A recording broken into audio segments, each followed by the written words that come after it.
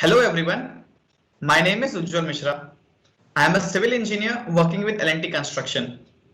I have done my BTech in civil engineering from VIT Chennai in 2018. So today I'll be sharing my experience on one of the most important aspects in construction, that is safety. So some of you might be wondering why it is not a profit margin which is important and safety is important. This is because I do not think any of you might have heard that some XYZ project became very successful even though more than 100 people died. Have you ever heard about that? I don't think so. So projects do not become successful only because it has attained quite a good profit margin, but it becomes successful when there is minimum fatality and minimum injuries throughout the project work. So today I'll be sharing my experience on ports and harbor construction. So okay, I'll take you to the presentation. Okay, so we'll be seeing incident analysis for ports and harbor project. What are the safety requirements and mitigation strategies? So this is the outline of the presentation. It will have project background, objectives of the work, introduction, risk analysis. Risk analysis will be divided into two parts: risk severity and probability, and risk matrix, followed by factors responsible for incidents, safety in barge operations, and risk mitigation. So many of us have a confusion regarding what is a port and what is a harbor. So I have drawn a basic difference here. As you can see in the presentation, so there are various comparison metrics that I have taken, and I have compared what is a port and what is a harbor so that it becomes easy for normal person or a public to understand the differences. So if you take the meaning, port refers to an arrangement where boats and ships move and transfer passengers and cargo to and from land. But harbor alludes to an area. So this is basically an area which is next to the shore where watercrafts are anchored for getting safety from stormy weather. So what is it exactly? So port is a place for docking, traffic and storage of boats. And what about harbor? It is a place for storing boats. So when we come to construction part, ports are always man-made, but harbor can be a man-made structure or a natural harbor. So what is this used for? Ports are used for trading of goods and cargoes between countries. And what about harbor? Harbor is used for seeking shelter from bad weather. Vessels. So this is a place for vessels so that it can be safely stored. Harbor, it is also used for storing vessels. Onshore facilities. So in ports construction, onshore facilities are available, but in harbor it may or may not be available. So this is an example of a Visakhapatnam port, as you can see in the picture. So as I have told you about port and a harbor thing. So the land area which you can see here where these ships or boats are stored, this particular place here, here and here, this is basically a port. And this water area, you can see this entire area, this is a harbor and this is a natural harbor, as you can see here. So I hope now the difference between port and a harbor is clear now. Moving on with the presentation. So the project background, we'll start the presentation with the project background. So the case study that I've taken is from a port construction site. So port construction basically includes following things to be done. One is sand filling on water, piling activities, superstructure work and revetment works. So what is sand filling on water? So this is basically done to prepare the working platform so that most of the works can be done on a land mode of construction, and it becomes easy to construct anything on a land as compared to water. Piling activities, you might have read or heard about it. Superstructure work also you might have read or heard. So what is a revetment work? So this is something which is not very common. So this is a basic cross section of a revetment work. So this particular structure, as you can see here, this one is a revetment. So what is basically a revetment? So this is a sloping structure. This particular thing you can see here is a sloping structure. So this will protect your shore side, that is the land side, from crashing waves. These are the waves. So this is the water side or the sea side. So this particular sloping structure will protect the land from shoring and erosions. Okay. So what is the main objective of the work? Is to understand and categorize different incidents occurring in ports and harbor construction, to understand safety requirements in barge operations, to understand the mitigation strategies for different activities carried out in ports and harbor construction. So starting with the introduction part. So in any project, what is initially done is incidents are classified into various categories. So the example that I've taken, I've classified it into 8 categories. So these are nothing new. You might have already read about these categories. So it is only the difference between how you number or name the categories. So for this particular example, I have given from category 1 to category 8. So category 1 is number of fatalities. Category 2 is number of reportable lost time injuries, which is non-fatal. Category 3 is danger occurrences. Category 4 is reportable sick cases. Category 5 is major environmental incidents. Category 6 is first aid cases. Category 7 is near miss cases. Category 8 is minor environmental incidents. And these may vary from projects to projects. So now coming on to risk analysis of various activities in a ports and harbor project. So before starting any work, all the activities are listed out and potential hazards for that particular activity are prepared. Their impacts and mitigation strategies have to be prepared before that particular work has started. So what are the activities in a port and harbor construction that needs special emphasis for risk and its mitigation?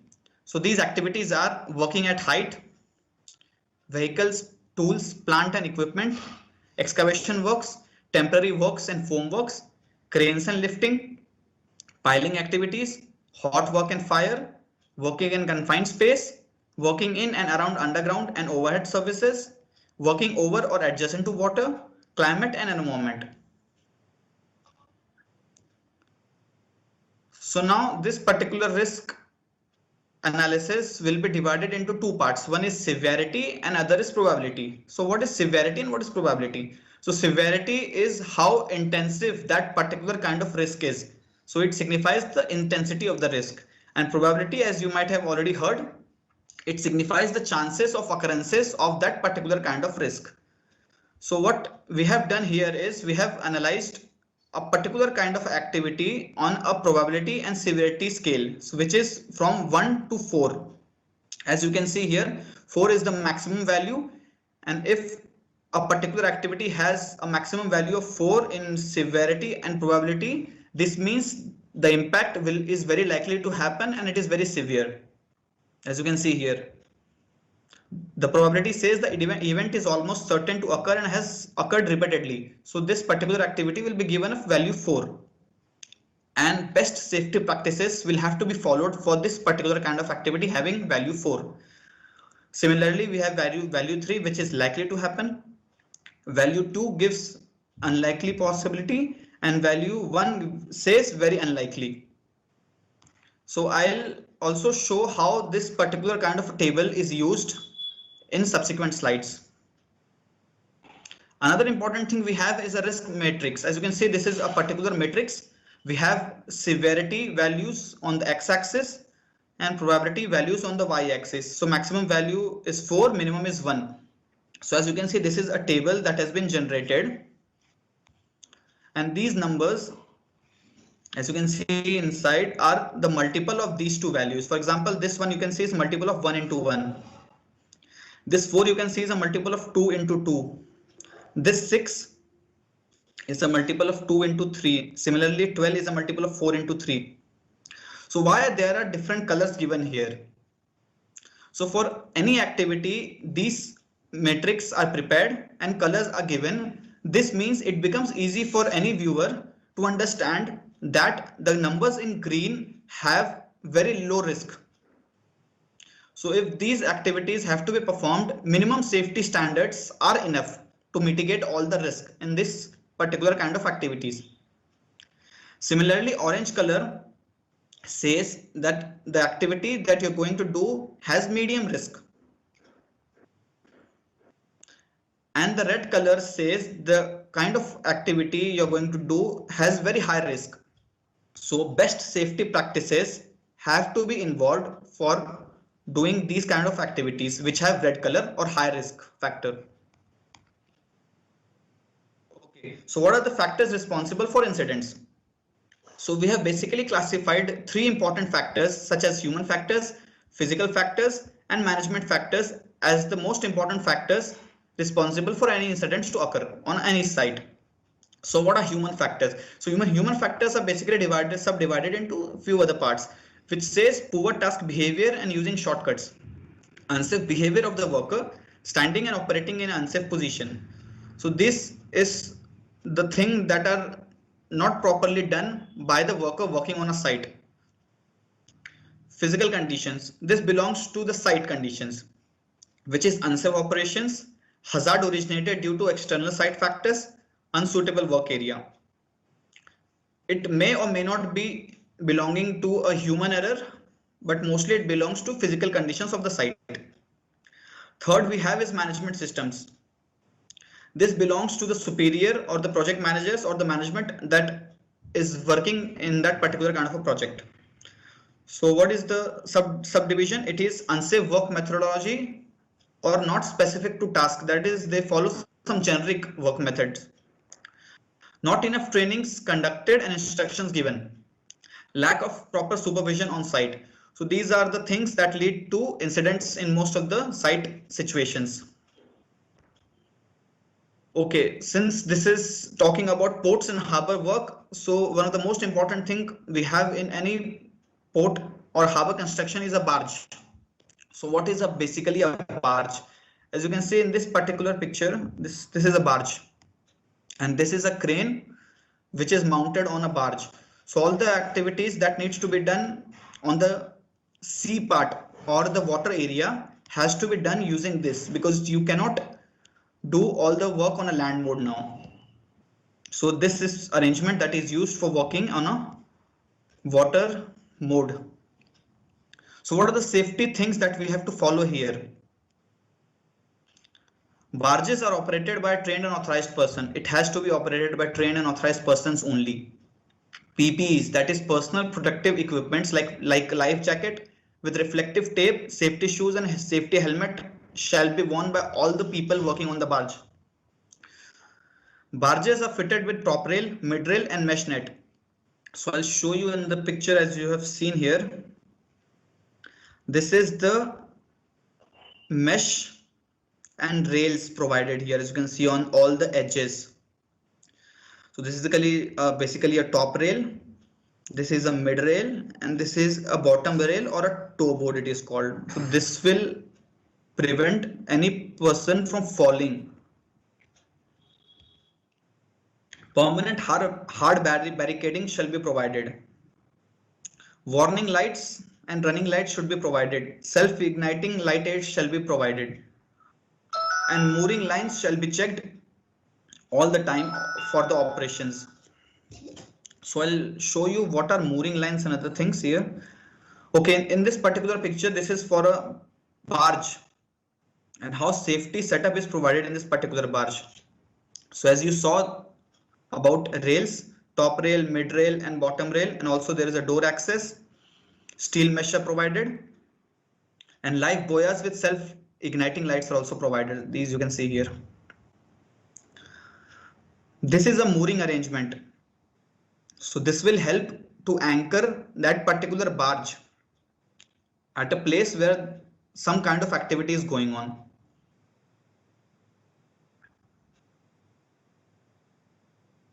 Okay, continuing now. Access and egress must be adequately illuminated. So in this particular picture, you can see this is the access and egress on barge. So it has to be secured properly using structural steel material. Rescue teams shall be readily available at all the times to deal with emergency situations. Passenger vessel barges of under 60 meter in length shall carry not less than 6 live buoys. Warning signs and notices shall be displayed. all bollard ropes to be secured properly to avoid falling into the sea. So what is a bollard rope? This is a bollard arrangement, as you can see. So it has to be tied in a particular pattern so that anchoring can be done properly.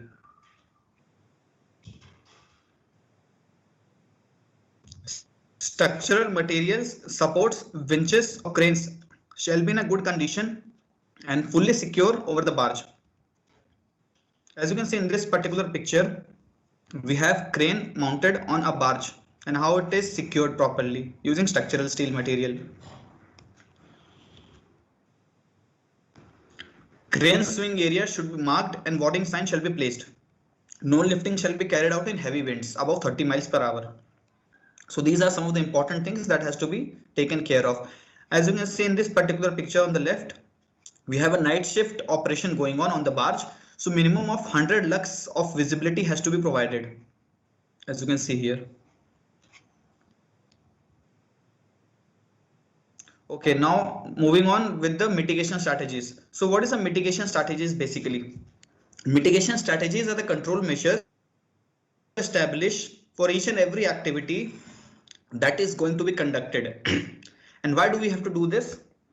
We have to do this so that people or the worker who is working on that particular activity knows that what is the probability, what is the severity of that particular kind of risk, and what are the safety practices that he has to follow for that particular kind of risk. So as we saw various activities initially, we'll take few examples of the activities and show you how assessment is done. So first activity is working at height. So what is a hazard here? Hazard is unprotected leading edges and impact of falling objects, damage due to falling objects in production. So what is the risk involved? Risk involved could be as severe as fatality or serious injuries due to falls and impact of falling objects. So who are the people at potential risk? This is general site workers or general site staff or site visitors. Anybody could be at risk. Now, how do we assess this particular kind of activity? So as I told you about probability and severity, and also risk matrix which provides the number for that particular kind of risk. So these kind of activity has been rated as maximum of 4 as the probability factor and also maximum of 4 as the severity factor. So the index becomes 16.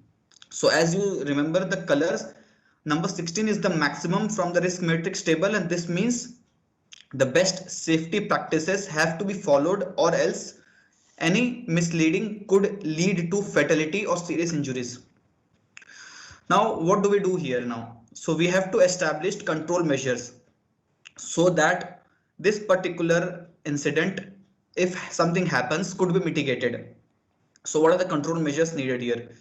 First is install edge protections. As you saw in the barge operations, we have guardrails. Similarly, edge protections has to be established.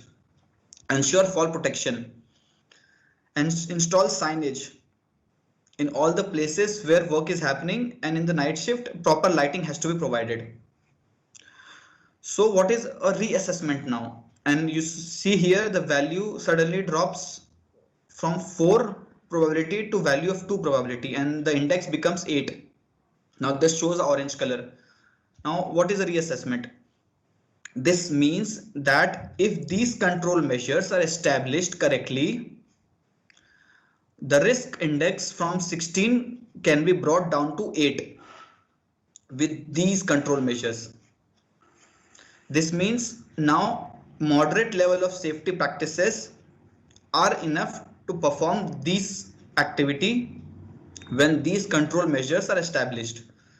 So this is just the reassessment of these control measures that we have taken. This value 16 comes because there are no control measures established, and now this 16 has dropped to 8 because these control measures are established. Okay, moving on.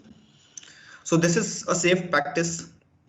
So there are 2 excavators working adjacent to each other, but the swing area of one excavator does not cross the swing area of the other excavator, and hence this is a safe practice, and it should be permanently remembered that these booms should never cross each other. On the left, you can see this is a material loading activity going on at a location where the dumper or the truck you call is unloading the rocks into a split barge. This is also a kind of a barge which is used for transporting the materials from one place to another. So you can see here edge protections are given here for this particular kind of activity. On the right hand side, you can see a survey boat. So this is a surveyor and he is having a helmet, life jacket, safety shoes, and is also holding to a structural element so that while this particular boat is moving, he doesn't fall into water. So this is a safe practice. Okay, next activity we have is excavation. So here also hazards, risks and potential risk factors are established, probabilities and severities are given, and control measures are established. So what are the control measures? Excavation shall include the method of shoring supporting the excavation. All excavation shall be inspected by a competent person before start of day's work. So you can see if these control measures are established, the risk index can be brought from 16 to a 4 value. So when the value is 16, best safety practices have to be established, but with a 4 minimum safety standards are enough to complete that particular kind of work. Now we have another activity which is working over or adjacent to water. This is one of the most important thing in any port and harbor construction because this is mostly done for over 50% of the project work. So what is a hazard? Hazard is fall of person into water. Risk is risk of drowning. Potential risk, everybody who's working on that particular area is potential risk. So what is the severity and probability? So the index value here is 12. This means this is a red value. So best safety practices have to be established for this particular kind of work. So what are the control measures to bring this particular index to below than 12? So one is edge protection, as you saw in the barge operations. Safety harness should be worn and secured in the lifeline. Suitable lighting shall be provided. Rescue boat shall be made available. Life jacket shall be provided. Activities at edges shall not be performed on rough wind times or dark hours. Caution boats must have proper information and boat points shall be properly secured.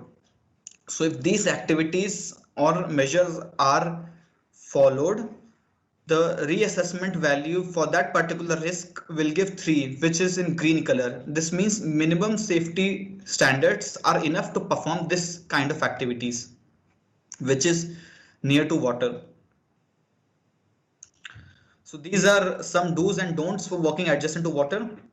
On the left, you can see this is how you tie a bollard. It has to be secured properly in a proper pattern. And it should not be this unclean and untidy like this.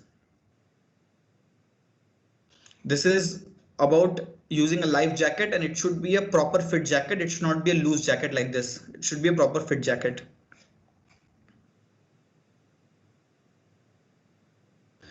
Now this is how you rescue a person who has fallen into the water. So first thing you do is throw a ring boya. So this particular thing is the ring boya. So once the person receives the ring boya, he will be secured at a particular place and he will not drown at that particular time. You can go and call for help till this person tries to survive here without drowning. This is for a daylight activity. What if that particular person falls in a night operation? So first thing you do here is also throw a ring boya first. First you throw a ring boya, provide light so that the person knows that he is being looked after and it doesn't drown. And you can also identify him. Then go and call for help.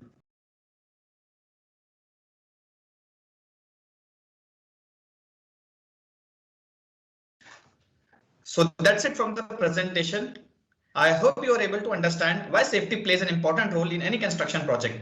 So from the presentation, I would like to summarize few key points which are most important, and I would also request everyone to remember those things. Number one, the difference between port and a harbor. Number two, how to make a risk matrix. Number three, what are the safety precautions that needs to be followed in a barge operation? And the last and the most important one, how to prepare a mitigation strategy for any kind of activity. So thank you and happy learning.